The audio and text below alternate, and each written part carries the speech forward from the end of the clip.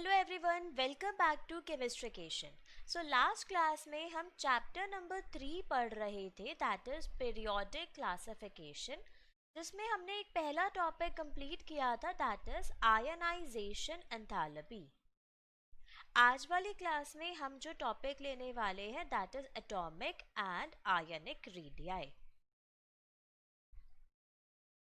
Atomic and ionic radii. Okay, so let's start with the topic. So atomic radius, सबसे पहले start करते हैं with atomic radius. तो ये क्या होता है? बेसिकली हमें पता है, अगर हम बोहर मॉडल को कंसिडर करते हैं तो हमारे पास एक न्यूक्लियस है और उस न्यूक्लियस के अराउंड बहुत सारे शेल्स हैं जिनमें इलेक्ट्रॉन फिल्ड होते हैं, राइट। अब जो हमारा आउटर मोस्ट शेल होता है, यानी जो वैलेंस शेल होता है, इसे हम कंसिडर करते हैं ये लास्ट शेल है इस एटम का। इसके बाद ये एटम खत्म हो जाता है, मतलब इतना ही है, right. So what is atomic radius? It is the distance between the nucleus and the outermost shell of an atom, जिसे हम क्या बोलते हैं? एटॉमिक रेडियस बोलते हैं। Okay, so let's write the definition first. It is the distance, it is the distance between, it is the distance between the nucleus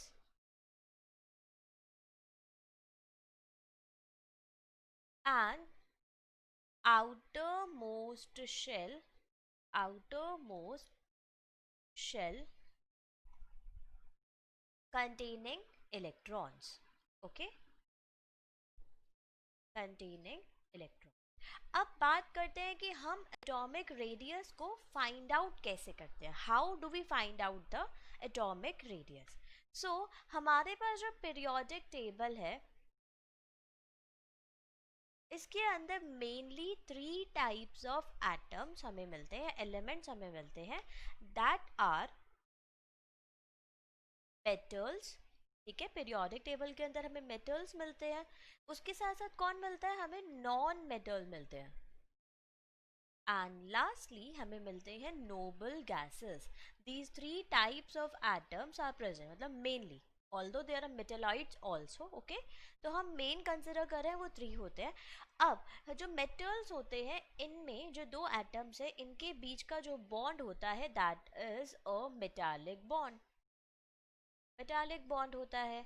जबकि जब non metal की बात करते हैं तो जो 2 एटम्स हैं उनके बीच का जो बॉन्ड है that is a covalent bond. And वहीं नोबल गैसेस जो होते हैं, ये they are connected through the van der Waal forces of attraction.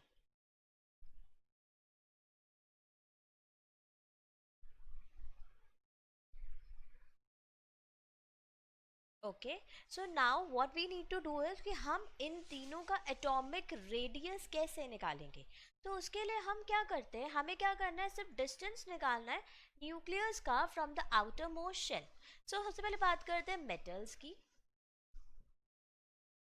ये एक मेटल का एटम है, ये दूसरे मेटल का एटम है, they are connected through a metallic bond. तो हम क्या करते हैं, इन दोनों के न्यूक्लियस का डिस्टेंस फाइंड आउट करते हैं। Like this is the nucleus of first atom and let's suppose this one is this plus represent the nucleus of other atom. हम क्या करेंगे, हम इन दोनों के बीच का डिस्टेंस निकालेंगे, जैसे हम बोलते हैं bond length. This distance is known as bond length, right. और जैसे ही हमारे को बॉन्ड लेंथ मिल जाता है, हम उस बॉन्ड लेंथ को डिवाइड बाय 2 कर देते हैं, and that's how we find out the metallic bond, metallic radius. Okay, so यहाँ से हम जैसे ही इसे डिवाइड बाय 2 कर देंगे तो we will get the radius of the atom. Now similarly let's talk about the non metals, यानी covalently bonded atom. Covalent bond बनता है ओवरलैपिंग के थ्रू, यानी one atom is overlap on the other atom. Again हम उन दोनों के nucleus लेंगे और इन दोनों के न्यूक्लियस के बीच का डिस्टेंस फाइंड आउट करेंगे। जिसे हम नाम देंगे bond length. This is the bond length. And bond length divided by 2 will give us the covalent radius for the non-metals. Okay? ये हमारा atomic radius बन जाएगा. Similarly, अगर हम बात करते हैं noble gases की, जो नोबल गैसेस होते हैं, हमें पता है इन दोनों के बीच, दो एटम्स के बीच में कोई फोर्स ऑफ अट्रैक्शन तो होता नहीं है, दोनों अलग अलग होते हैं, राइट. तो बिकॉज वैन डर वाल रेडियस के थ्रू कनेक्टेड है, तो let's suppose this one is the first noble gas atom और ये दूसरा एटम है, दोनों के बीच में काफ़ी स्पेस है, राइट. अब हम अगेन क्या करेंगे, इन दोनों का बॉन्ड लेंथ निकालेंगे, this one, and we will divide it by 2. So that's how we will calculate the van der Waal radius. So these are the three radius we will find in the periodic table. अगर आप देखेंगे तो यहाँ हो क्या रहा है, यहाँ पर हमने 3 रेडियस निकाले जिसमें मेटालिक बॉन्ड, जिसमें जो एटम्स है वो एंड टू एंड कनेक्टेड है, जबकि वैन डर वाल में they are not connected, and covalent में हम देखते हैं ओवरलैपिंग हो रहा है, right. Because of all these हम ऐसा देखते हैं कि जो वैन डर वाल रेडियस आता है ये सबसे बड़ा रेडियस होता है, it is a largest one. ठीक. इसके बाद आता है मेटालिक रेडियस, क्यों, क्योंकि यहाँ पर एंड टू एंड बॉन्डेड है. और लास्टली आता है सबसे छोटा रेडियस होता है कोवैलेंट रेडियस, क्योंकि यहाँ ओवरलैपिंग हो जाता है एटम का, जिसकी वजह से जो एटम का रेडियस है वो डिक्रीज हो जाता है. Okay, so this is the order of atomic radiuses. Now let's study the trend.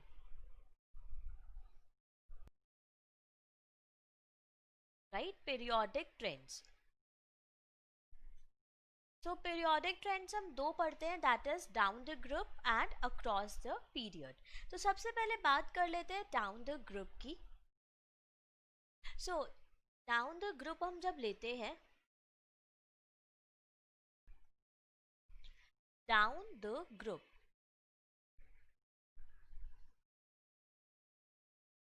अब होता क्या है, जैसे जैसे हम डाउन द ग्रुप जाते हैं तो एक एटम के अंदर जो एटम्स, जैसे जैसे हम नीचे नीचे जाएंगे तो शेल्स बढ़ते जाते हैं. Let's suppose this is the first atom, तो जो सेकेंड एटम होगा वहाँ पर क्या होगा, एक और शेल इंक्रीज हो जाएगा, राइट. तो यानी कि आप क्या देख सकते हो कि जैसे जैसे हम डाउन द ग्रुप जा रहे हैं, जो वैलेंस शेल और जो न्यूक्लियस है इसके बीच का जो डिस्टेंस है वो इंक्रीज हो रहा है, right. That means atomic radius increases down the group. Atomic radius increases down the group due to addition of new shell. क्योंकि शेल का एडिशन हो रहा है, इस वजह से हम कहते हैं कि हम डाउन द ग्रुप जाते हैं तो एटॉमिक रेडियस क्या करता है, इंक्रीज करता है. वहीं अगर हम अलोंग द पीरियड जाएंगे, अलोंग अ पीरियड, तब क्या होगा, तब हम देख सकते हैं जैसे हमारे पास एटम है जिसमें शेल तो है वो सेम रहेगा. सो लेट्स सपोज हमारे पास 2 शेल्स थे, तो पहले आया एक इलेक्ट्रॉन, फिर जैसे ही हमने सेकेंड एलिमेंट लिया उसी सेम पीरियड का, तो अब उसी शेल में 2 इलेक्ट्रॉन्स आ गए. थर्ड एटम लोगे तो क्या होगा, एक और इलेक्ट्रॉन ऐड हो जाएगा, यानी the number of electrons are increasing in the same shell. तो इससे क्या होता है, जैसे जैसे शेल्स में इलेक्ट्रॉन बढ़ते जाएंगे तो पहली बात bulkiness of the shell will increase, which will automatically reduce the size, वो reduce कर देगी. Nextly, because electrons add हो रहे हैं तो उतने ही protons add हो रहे होंगे, लेकिन shell change नहीं हो रहा है, तो यानी कि effective nuclear charge will increase and ultimately it will decrease the atomic radius. Atomic radius को क्या कर देगा, डिक्रीज कर देगा, क्योंकि न्यूक्लियर चार्ज के बढ़ने का मतलब है न्यूक्लियस बहुत ज़्यादा टेंडेंसी से इलेक्ट्रॉन्स को अपनी तरफ अट्रैक्ट करेगा and hence atomic size will automatically gate decreased. Okay, so now let's write the answer.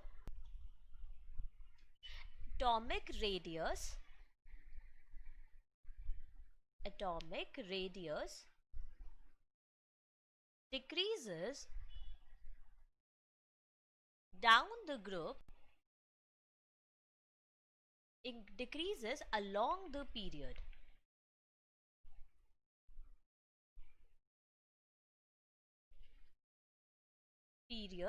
as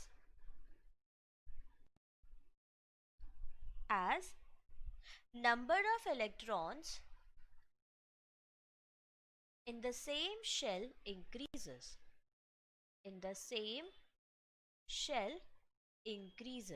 और इससे क्या हो रहा है, and hence Z effective nuclear charge also increases. Hence जो atomic radius होगा वो automatically decrease हो जाएगा. So these are the trends and this is the atomic radius. ऐसा okay, अब आ जाते हैं आगे next topic पर, that is ionic radius. अब आयनिक रेडियस हम किसका निकालेंगे, हम we will find out the ionic radius of ions, जो आयन होते हैं, जैसे कि positively charge cation and negatively charged anion.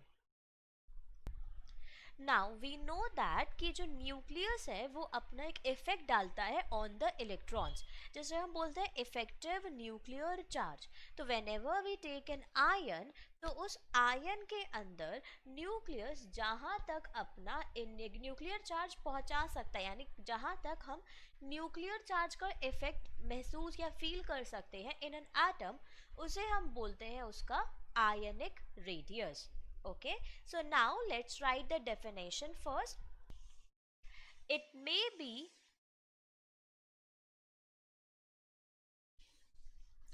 defined as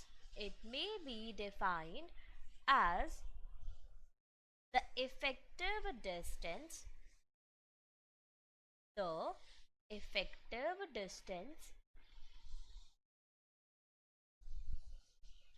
from the center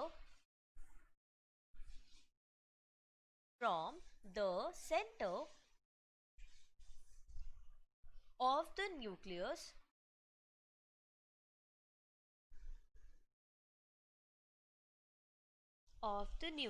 of ion up to which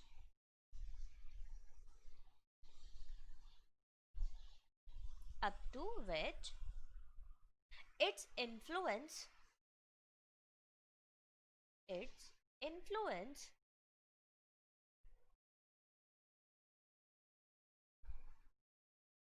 is exerted on its electron cloud.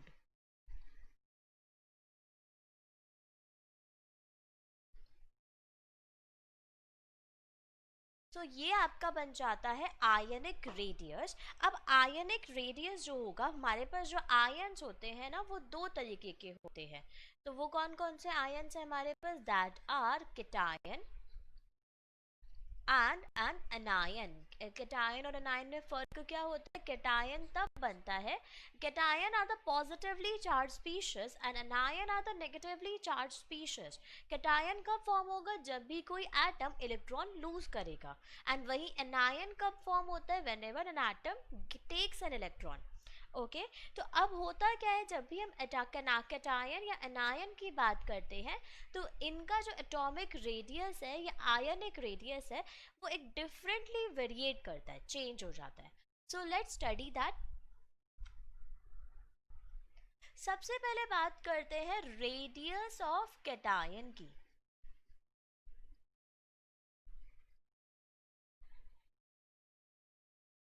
Radius of cation. So I am just taking an example. ठीक है, तो हम एक example लेते हैं किसी भी metal का. Let's suppose I have taken sodium. right, having atomic number 11 and electronic configuration of 1s2, 2s2, 2p6, 3s1, यानी कि only it has one electron in its outermost shell. Now अब हम अगर सोडियम का शेल बनाते हैं तो दिस इज द न्यूक्लियस, इसके अराउंड ये हमारी फर्स्ट शेल हो जाती है. This one will be the second shell and this one will be the final third shell जिसके अंदर एक इलेक्ट्रॉन प्रेजेंट है. ओके अगर सोडियम कैटायन बनता है यानी अपना इलेक्ट्रॉन डोनेट करता है तो वो क्या बन जाएगा, Na से Na प्लस बनेगा बाय गिविंग वन इलेक्ट्रॉन. जो पहले सोडियम था उसके पास 3 शेल्स थे. फर्स्ट ये शेल है हमारा 1s, फिर 2s और फिर 3s, राइट. लेकिन जैसे ही ये Na प्लस बना होगा तो इसने क्या करा होगा, एक इलेक्ट्रॉन जो कि 3s शेल में था ये रिमूव कर दिया होगा, राइट. तो दैट मीन्स नाउ एक शेल कम हो जाएगा. Its new atomic structure would be first shell and the second shell, 2 shells बचेंगे. ओके इसके साथ साथ क्या हुआ है, क्योंकि एटॉमिक नंबर 11 है तो sodium atom has 11 electrons and the 11 protons, right. लेकिन after losing one electron now it has only 10 electrons but 11 protons. Okay so इन दोनों के कंबाइंड इफेक्ट की वजह से हमारे पास क्या होता है, कैटायन का रेडियस चेंज हो जाता है. And why, how does it change, so let's write the point जो कि यहाँ पे हमने देखी है वेरिएट करते हुए. सो फर्स्ट थिंग क्या हुआ है, यहाँ पर नंबर ऑफ शेल्स जो थे वो डिक्रीज कर गए. जो पहले 3 शेल्स थे because after losing the electron वो क्या कर गए, वो डिक्रीज हो गए. ठीक. नेक्स्ट पॉइंट क्या हुआ है देखिए, हमारे पास पहले 11 इलेक्ट्रॉन के लिए 11 प्रोटॉन थे यानी इफेक्टिव न्यूक्लियर चार्ज नॉर्मल था. लेकिन जैसे ही इसने एक इलेक्ट्रॉन लूज किया नंबर ऑफ प्रोटॉन्स इंक्रीज हो गए and hence we will say that effective nuclear charge will automatically get increased. Effective nuclear charge increases as number of protons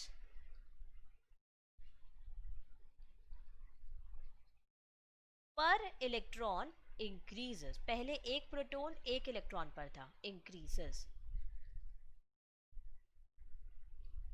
ठीक है, तो ये 2 रीजंस की वजह से हम कहते हैं कि जो एटॉमिक रेडियस है वो ड्रास्टिकली डिक्रीज हो जाता है. नॉर्मली ये देखा जाता है जो कैटायंस होते हैं उनका radius as compare to the normal atom half हो जाता है क्योंकि इन दोनों के कंबाइंड इफेक्ट की वजह से. Okay so now let's write the point. Radius of cation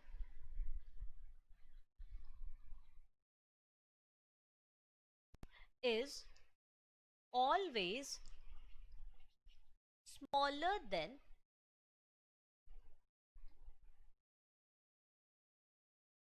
its parent atom. जो उसका मेन एटम है उससे हमेशा छोटा ही होगा parent atom. Okay, so this one is the radius of cation. Radius of anion. अब हम रेडियस ऑफ एनायन डिस्कस करते हैं. एनायन कब फॉर्म होते हैं, when ever an atom gains an electron, किसी एटम ने इलेक्ट्रॉन गेन किया है. तो हम बात करते हैं क्लोरीन की जिसके पास 17 इलेक्ट्रॉन होते हैं यानी 17 its atomic number, right. And it's electronic configuration is 1s2, 2s2, 2p6, 3s2, 3p5. यानी कि अगर p ऑर्बिटल में एक इलेक्ट्रॉन आ जाता है तो chlorine will become stable and will attain a stable configuration of argon. Okay तो अब हम क्या देख सकते हैं कि इसका एटॉमिक स्ट्रक्चर कैसा होगा. First shell, second shell and the third shell having 7 electrons, 3, 4, 5, 6 and 7. Okay, now what will happen, chlorine to become an anion will gain 1 electron. Anion बनने के लिए एक इलेक्ट्रॉन गेन करेगा and now it will become a chloride ion. Right. Chloride ion बनेगा, उसके साथ साथ पहले इसके पास 17 इलेक्ट्रॉन थे और 17 ही प्रोटॉन थे। That means normal effective nuclear charge था। लेकिन after gaining 1 electron, now it has 18 electrons but 17 protons. तो यानी कि प्रोटॉन्स तो कम हो गए, और अगर प्रोटॉन कम हो गए तो इफेक्टिव न्यूक्लियर चार्ज ऑटोमेटिकली क्या करेगा, डिक्रीज कर जाएगा। And because of this reason हम कहते हैं कि क्या होता है, अनायन का जो साइज होता है वो बढ़ जाता है, क्योंकि न्यूक्लियर चार्ज कम होगा, यानी कि distance of an atom from the nucleus increase करेगा। ओके इसको हम कैसे और समझ सकते हैं, इसको हम एक ड्रैग स्ट्रक्चर के थ्रू भी समझ सकते हैं। देखिए ये एक एटम है, इसके ये 2 शेल्स थे, ये थर्ड शेल था। पहले इसमें 7 इलेक्ट्रॉन हुआ करते थे, 3, 4, 5, 6 एंड 7। जैसे ही एक 8th इलेक्ट्रॉन इसमें एंटर करेगा तो अब होगा क्या, वो जैसे ही इलेक्ट्रॉन आएगा तो लाइक चार्जेस रिपेल, तो the electron will repel the another electrons. ठीक है, वो रिपल्शन होंगे, वहाँ डिस्टर्बेंसेस आएंगे। एंड हमें पता है हमेशा हर एक एटम क्या चाहता है, स्टेबिलिटी चाहता है। हर एक एटम जो होगा स्टेबल होना चाहेगा। तो फॉर अटेनिंग द स्टेबिलिटी जो ये शेल है ये अपना साइज इंक्रीज करेगी, थोड़ा बड़ी हो जाएगी, ताकि जो ये रिपल्शन, जो डिस्टर्बेंसेस आए हैं ये मिनिमाइज हो जाए, right. And because of this reason हम कहते हैं कि जो अनायन है उसका साइज इंक्रीज हो जाता है। Okay now let's write the point. As the new electron enters in the valence shell या फिर enters in the outermost shell, it is repelled by it is repelled by other electrons, due to which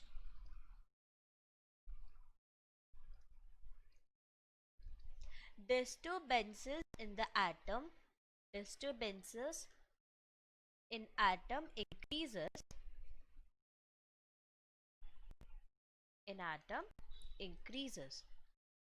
for minimizing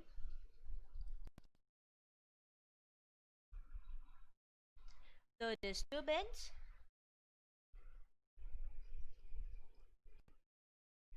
and attain stability,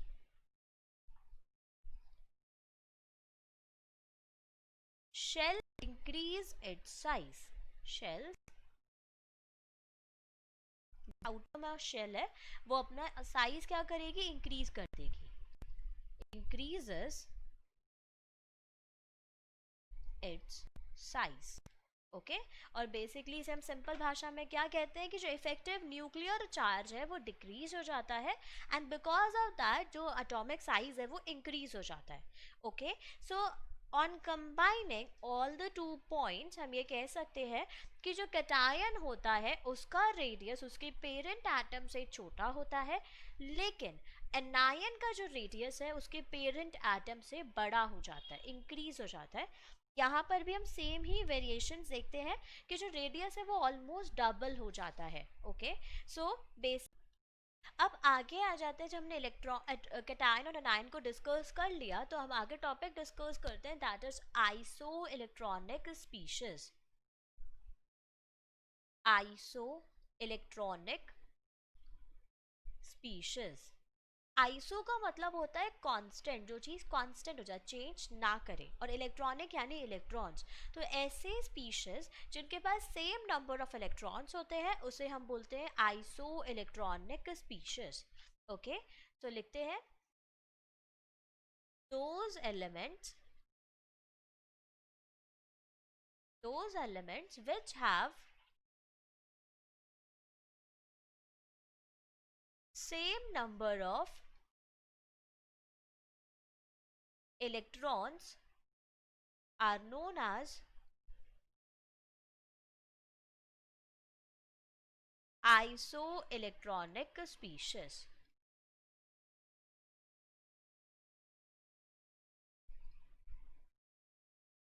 okay तो isoelectronic species के हम radius को arrange करने का try करेंगे। तो हम लोग कुछ एग्जांपल लेते हैं, जैसे कि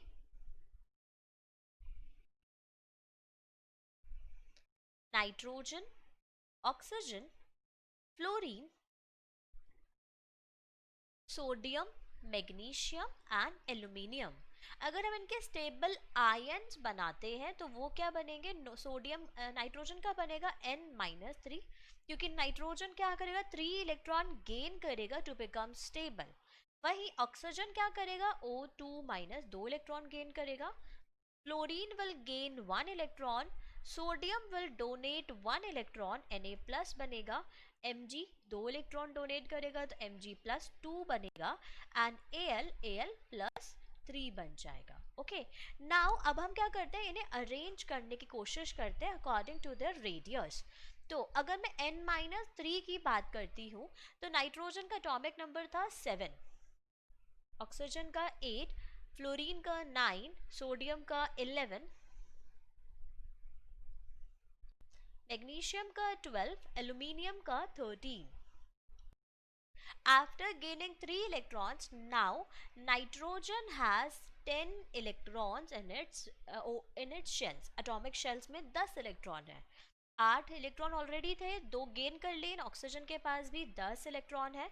फ्लोरीन के पास भी 9 + 1 10 इलेक्ट्रॉन है। सोडियम के पास 11 थे, एक डोनेट कर दिया 10 इलेक्ट्रॉन। 12 थे, 2 डोनेट कर दिए 10 electrons.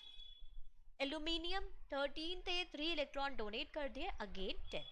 So that means all of these atoms have same number of electrons, that means they are isoelectronic species। अब हम इनका आयनिक साइज के अकॉर्डिंग इन्हें अरेंज करने का ट्राई करते हैं। तो अगर हम नाइट्रोजन को देखेंगे तो इसके पास जो प्रोटॉन्स हैं वो है ओनली 7 प्रोटॉन्स, क्योंकि क्या है 7 एटॉमिक नंबर है तो प्रोटॉन तो 7 ही होंगे। सिमिलरली ऑक्सीजन के पास 8 प्रोटॉन्स हैं, फ्लोरीन के पास 9, सोडियम के पास 11, मैग्नीशियम के पास 12 एंड एल्यूमिनियम के पास 13। तो आप क्या देख सकते हो यहाँ पर, यहाँ हमारे पास ये जो 3 बने हैं ये बने हैं कैटायंस, एंड ये जो 3 बने हैं ये एनायन है। एंड वी नो दैट जो एनायंस होते हैं उनका साइज कैटायन के साइज से तो बड़ा होता है। ओके तो दैट मीन्स इन तीनों का साइज तो बड़ा होगा, लेकिन अब इनमें हाईएस्ट साइज किसका होगा, तो आप ये देखिए कि यहाँ इफेक्टिव न्यूक्लियर चार्ज सबसे कम कहाँ है। तो यहाँ हो क्या रहा है, यहाँ 9 protons are attracting 10 electrons, जबकि in oxygen 8 protons are attracting 10 electrons, and in nitrogen only 7 protons are attracting 10 electrons। यानी यहाँ तो बहुत गड़बड़ है, बहुत कम इफेक्टिव न्यूक्लियर चार्ज होगा, right. That means nitrogen ion will have the maximum ionic size, ionic radius सबसे हाईएस्ट होगा, फिर O2- का होगा और फिर F- का होगा। अब आते हैं इन 3 पर। तो आप देखिए यहाँ हो क्या रहा है, नंबर ऑफ प्रोटॉन बढ़ते जा रही है, राइट। तो हम कह सकते हैं कि 11 इलेक्ट्रॉन मिलकर 10 इलेक्ट्रॉन को अट्रैक्ट कर रहे हैं, जबकि यहाँ मैग्नीशियम में 12 प्रोटॉन 10 इलेक्ट्रॉन को अट्रैक्ट करते हैं और एल्यूमिनियम में 13 प्रोटॉन 10 इलेक्ट्रॉन को अट्रैक्ट करते हैं। तो दैट मीन्स यहाँ जो होगा इफेक्टिव न्यूक्लियर चार्ज सबसे मैक्सिमम होगा, that means it will have the smallest size। So this is the order of arrangement of isoelectronic species। okay so guys this is the whole topic। I hope आज की class में आपको समझ में आया होगा। We will discuss more such topics in next videos। I hope you like this video, and if so please hit the like button, and if you don't then please hit the unlike button। Also give me the suggestions to improve my videos। Also if you have any doubts then please write it in the comment section। Thank you।